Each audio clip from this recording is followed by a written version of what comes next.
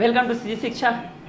जैसा कि आप लोग देख रहे हैं इस क्वेश्चन को, क्लियर 11th क्लास का हमारा जो ये चैप्टर चल रहा है, क्लियर।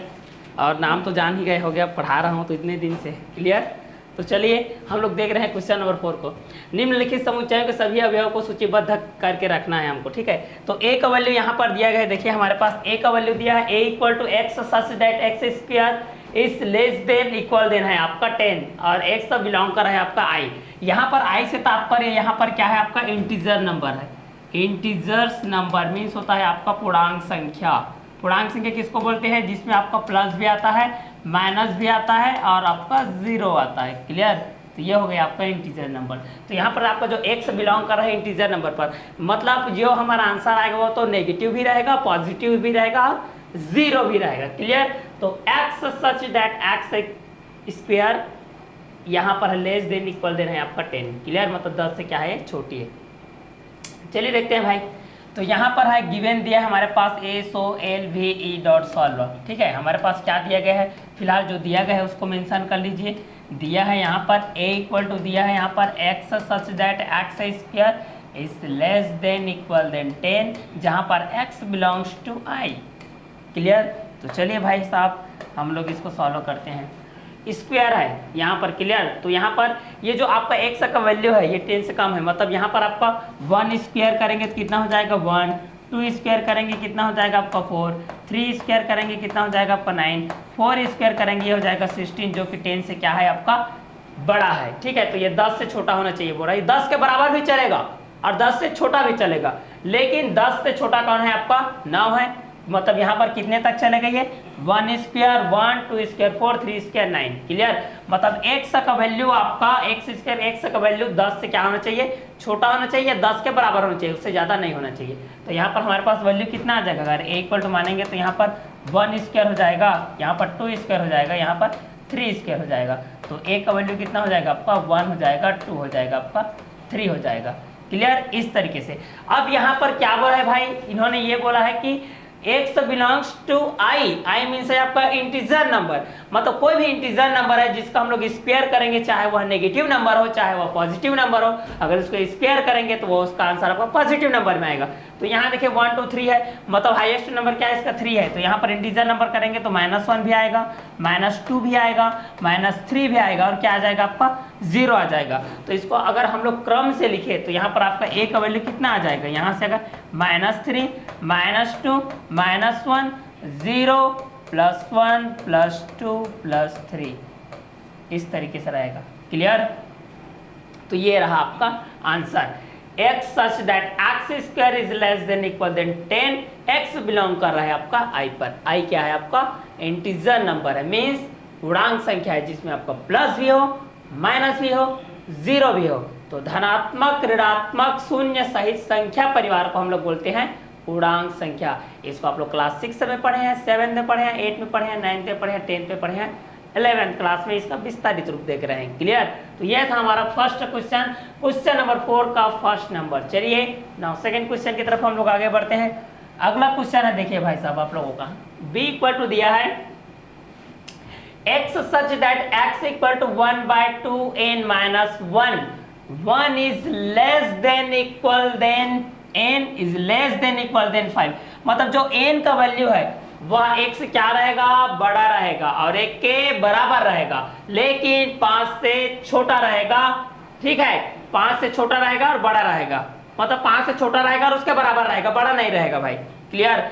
जो आपका n का मान है वह 1 से बड़ा रहेगा ना, n का जो मान है, n का जो आपका मान है 1 से क्या रहेगा, बड़ा रहेगा और बराबर रहेगा। और n का मान है वो आपका 5 से छोटा रहेगा और 5 के बराबर रहेगा, क्लियर। इसलिए 1 is less than equal than n is less than equal than 5, clear. तो चलिए देखते हैं भाई साहब, n है मतलब 1 के बराबर है बोला है, मतलब n इक्वल टू हम लोग 1 रखेंगे, 2 भी 5 से छोटा है, 3 भी छोटा है, 4 भी छोटा है, 5 क्योंकि 5 के बराबर लेना है, लेबल लेकर के रखना है, ठीक है। तो चलिए यहाँ पर हमारे पास दिया गया है SOLVE डॉट सॉल्व। हमारे पास जो भी गिवन है इट्स गिवन दैट, यहाँ पर हमारे पास जो भी गिवन है इस नंबर को लिख लीजिए x such that x equal to 1/2n minus 1 when 1 is less than equal than n is less than equal than 5। Clear, यहाँ पर ये बिलोंग कर रहा है। क्लियर, तो चलिए यहाँ पर हम लोग मेंशन करते हैं n इक्वल टू 1। यहाँ पर n इक्वल टू 1 यहाँ पर मैं पुट करूंगा तो मेरे को क्या मिलेगा भाई, यहाँ पर मेरे को मिलेगा 1/2n माइनस 1 इक्वल हो जाएगा 1/2। n की जगह मैं कितना पुट कर रहा हूँ 1, तो 2 मल्टीप्लाई 1 माइनस 1 इक्वल हो जाएगा 1/2 माइनस 1। क्लियर, फिर से रिपीट कर रहा हूँ मैं, n इक्वल टू फर्स्ट है मैं कितना पुट कर रहा हूँ 1 पुट कर रहा हूँ। अब हमारे पास दिया गया है x such that x equal to 1/2n minus 1 means n की जगह में यहाँ पर मैं 1 पुट कर रहा हूँ, क्या हो जाएगा 1/2n माइनस 1 1 बाय हो जाएगा 2 into 1, क्योंकि n के प्लेस पे आपको कितना पुट करना है 1 करना है, तो 2 1 2 माइनस 1, तो यहाँ पर आपका आ गया 1/2 माइनस 1 मीन्स आपका हो जाएगा 1/2 माइनस 1 मीन्स 1 इक्वल टू होता है आपका 1। क्लियर, नाउ सेकंड टाइम यहाँ पर मैं मेंशन कर रहा हूँ n इक्वल टू 2। अब यहाँ पर n की जगह मैं कितना पुट करूंगा 2। तब की स्थिति में हम लोग देखते हैं यहाँ पर आपका जो दिया गया है 1/2n माइनस 1 मीन्स हो जाएगा 1/2। n की जगह में n के प्लेस पर आपको 2 पुट करना है मीन्स हो जाएगा 2 into 2 माइनस 1। क्लियर, न्यूमरेटर में आपका हो जाएगा 1, डिनोमिनेटर में हो जाएगा 2 to the 4 minus 1 equal to हो जाएगा 1/4 माइनस 1 इक्वल टू हो जाएगा आपका 1/3। नाउ फर्स्ट सिचुएशन में n इक्वल टू 1 पुट किए तो 1/2n minus 1 equal to 1/2 into 1 minus 1 1/2 minus 1 equal to 1/1 equal to आ गया आपका 1। Now second time n equal to 2। Now n equal to यहाँ पर 2 हम लोग पुट कर रहे हैं तो 1/2n माइनस 1 इक्वल टू हो जाएगा 1/2 into 2 minus 1 2 to the 4 minus 1 equal to 3। आपका आंसर आ गया 1/3। Now third time n equal to 3 यहाँ पर पुट कर रहे हैं तो आपका यहाँ पर जो भी क्वेश्चन में मेंशन है आपका 1/2n माइनस 1 मीन्स हो जाएगा 1/2। n का वैल्यू है आपका 3 तो 2 3 जा 6 माइनस 1 इक्वल हो जाएगा 1/3 2 जा 6 माइनस 1 इक्वल हो जाएगा 1/6 माइनस 1 इक्वल हो जाएगा 1/5। क्लियर, now third time n equal to put किए 3 इक्वल टू हमारे पास गिवन है नंबर 1/2n माइनस 1। n की जगह पे n के प्लेस पे हमको कितना पुट करना है 3, सो 1/2 into 3 माइनस 1 मीन्स हो जाएगा 2 3 जा 6 माइनस 1 इक्वल हो जाएगा 1/5। ये है आपका थर्ड टाइम मेंशन किए। तो अब बोल रहे हैं भाई कि ये 5 से छोटा होना चाहिए, 5 से लेस होना चाहिए। ठीक है, 5 से आपको लेस होना चाहिए, मतलब 5 से छोटा तो 1 2 3 तो छोटा है और कौन छोटा है भाई 4 छोटा है, तो 4 को भी लेंगे। 5 के बराबर होना चाहिए, उससे ज्यादा नहीं होना चाहिए, मतलब 5 को भी लेना है। चलिए, तो यहाँ पर हम लोग थर्ड टाइम हो गया। अब फोर्थ टाइम मेंशन करते हैं। यहाँ पर मैं फोर्थ टाइम मेंशन कर दिया n equal to 4। n equal to यहाँ पर मैं मेंशन कर दिया 4। हमारे पास जो नंबर गिवन है 1/2n minus 1 means 1/2 into 4 minus 1। यहाँ पर n की जगह मैं पुट कर रहा हूँ 4। क्लियर, तो मेरे पास यहाँ पर प्राप्त होगा 1/2 4 जा 8 माइनस 1 मीन्स 1/7। 8 माइनस 1 इक्वल कितना होगा आपका 7 होगा। तो हमारे पास 4 टाइम्स में जब n इक्वल टू मैं 4 पुट किया तो मेरे पास जो नंबर गिवन है 1/2n minus 1 means 1/2 into 4 minus 1 2 4 जा 8 माइनस 1 इक्वल हो जाएगा 1/8 माइनस 1 मीन्स हो जाएगा आपका 1/7। क्लियर, अब ये तो हो गया हमारा फर्स्ट जब मेंशन किए n equal to 1। Now second time n equal to 2, now third time n equal to 3, now fourth time n equal to 4।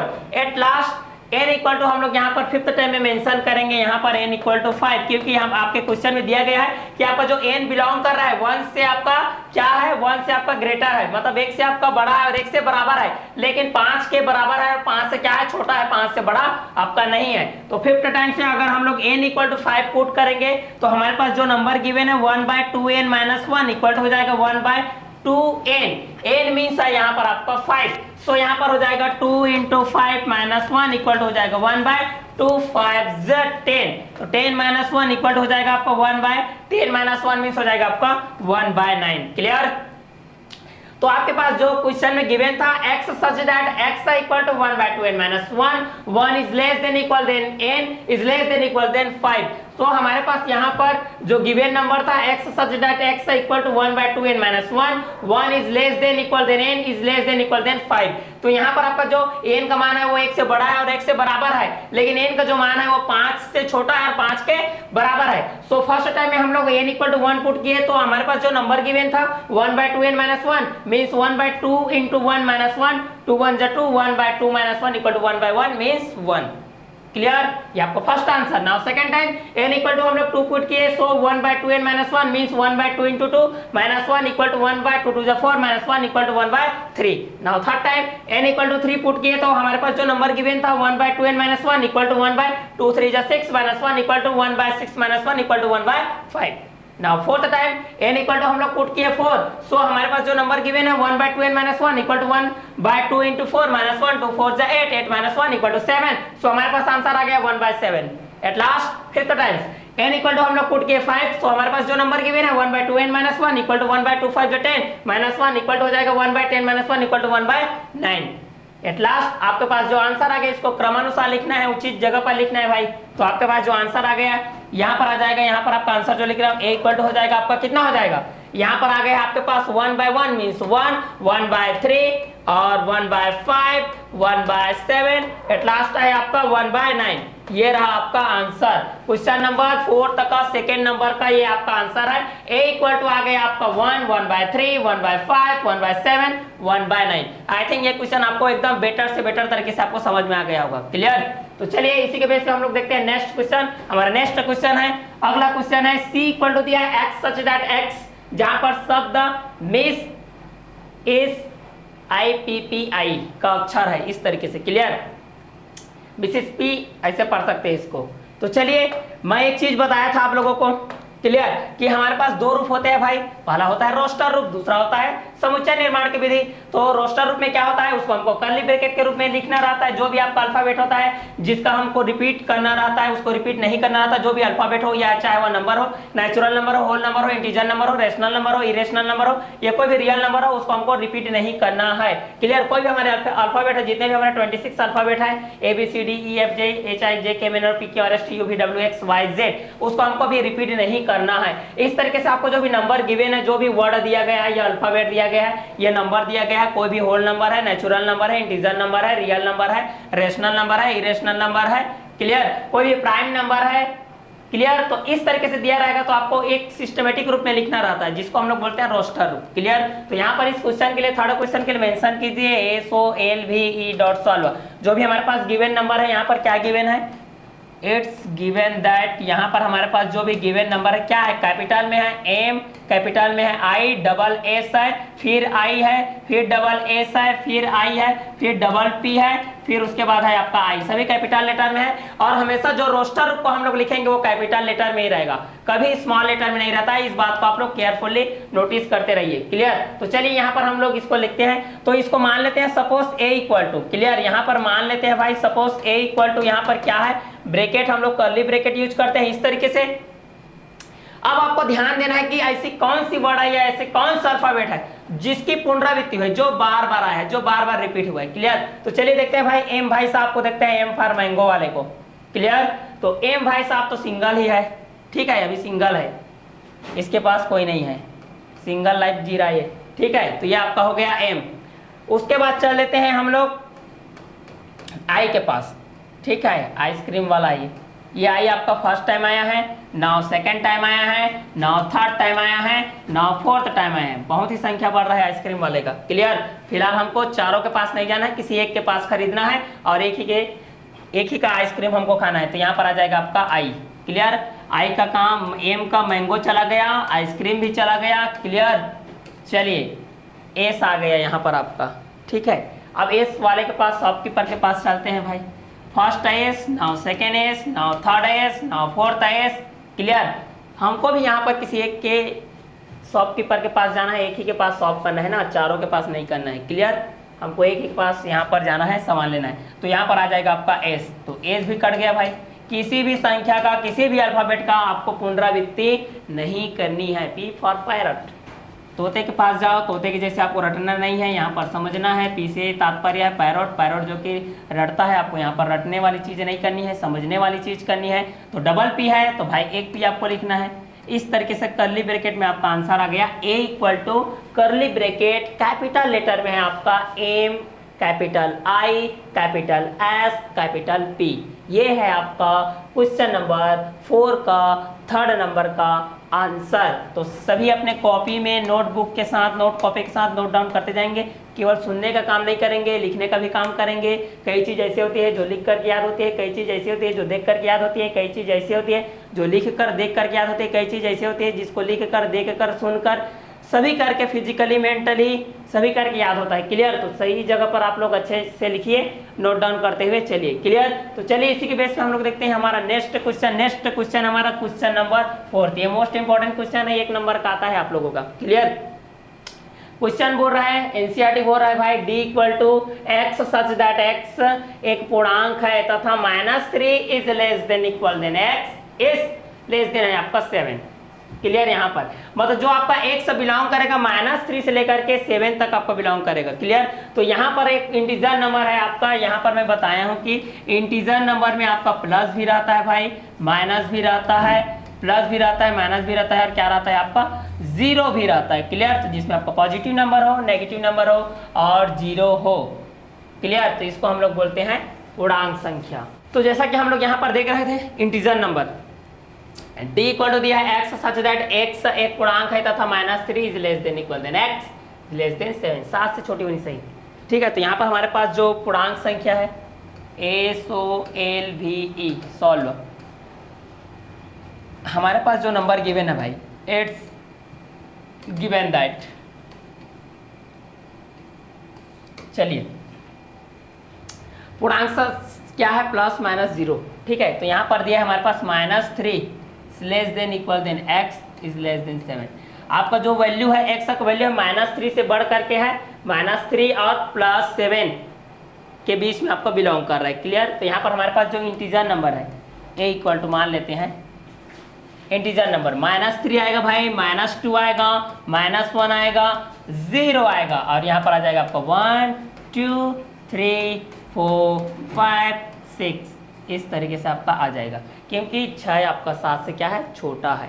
Integer number जिसमें पॉजिटिव नंबर हो, नेगेटिव नंबर हो, जीरो हो, धनात्मक, ऋणात्मक, शून्य सही संख्या परिवार को बोलते हैं आपका पूर्णांक संख्या। क्लियर? तो आपका आंसर आ जाएगा -3 -2 -1 0 1 2 3 4 5 6। क्लियर? तो ये है आपका क्वेश्चन नंबर 4 का 4th नंबर का आंसर। क्लियर? आपके पास दिया गया था x सच दैट x एक इंटीजर नंबर है जहां पर आपका x बिलोंग कर रहा है -3 और +7 के बीच में। तो -3 और +7 के बीच में आपका आता है -3, now -2, now -1, now 0, now 1 2 3 4 5 6। Clear? चलिए इसी के बेस पे हम लोग देखते हैं अगला क्वेश्चन। तो हमारा अगला क्वेश्चन है 5th नंबर क्वेश्चन है e equal to x such that x संख्या 1 2 2 3 3 3 का एक अंक है। क्लियर?